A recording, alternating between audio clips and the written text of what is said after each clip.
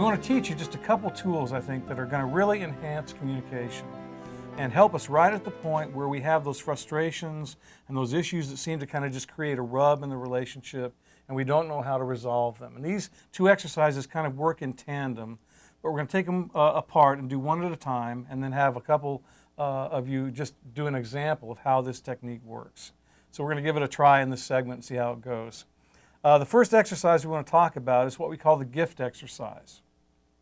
And the gift exercise is basically an exercise that helps us understand anger and frustration on a much deeper level and begin to communicate about that primary emotion rather than the anger or the frustration that we typically respond with in a conflict.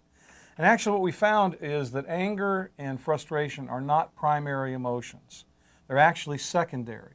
They are emotions that are used to express primary emotion. And of course, when we get into conflict, we will generally use frustration or anger to express our feelings. And I think there's some sense of self-protectiveness in that. It's like a defense mechanism that protects us from being too vulnerable about our deeper feelings. And it's also, I think it's empowering in some way. Rather than being, honest and open in some way, we protect ourselves and feel a little more powerful as we begin to talk about conflict.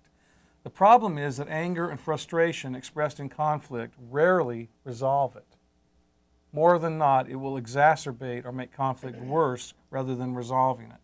So we actually developed the gift exercise as the beginning of a communication process that helps us communicate about our primary emotions rather than expressing those with anger or frustration.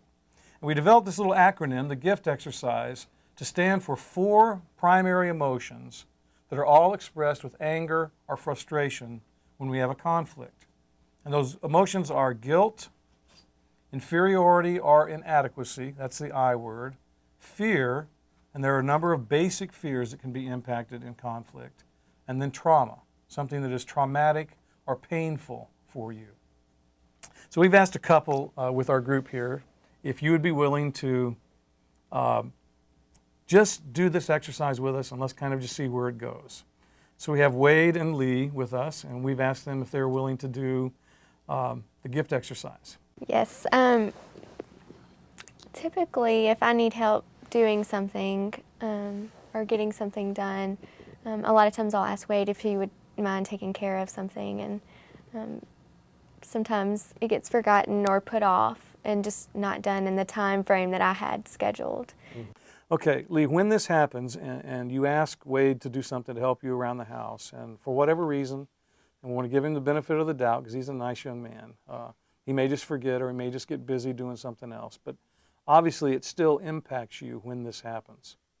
If we look at the gift exercise and we think of these primary emotions, guilt, inferiority or inadequacy, fear, and there can be a number of fears there. It can be abandonment, rejection, unworthiness, inferiority, inadequacy, failure, things like that, insecurity.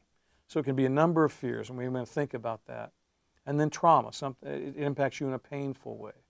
When this happens, can you kind of plug one of those emotions in and see if it would fit?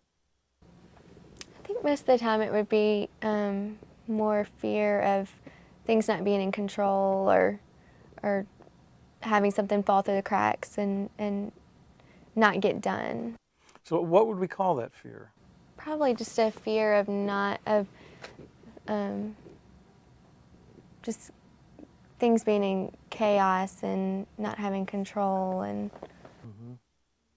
And if things, as you think back a little bit, Lee, if things are chaotic and not in control, what does that tell you about you and your basic needs?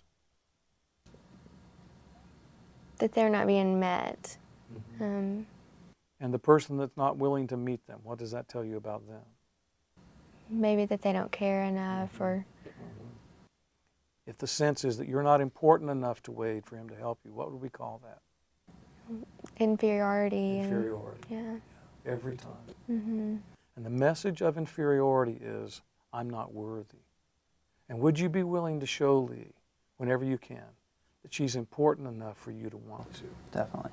Yeah. Now, isn't it neat? A little exercise like the gift exercise leads us to do something like that.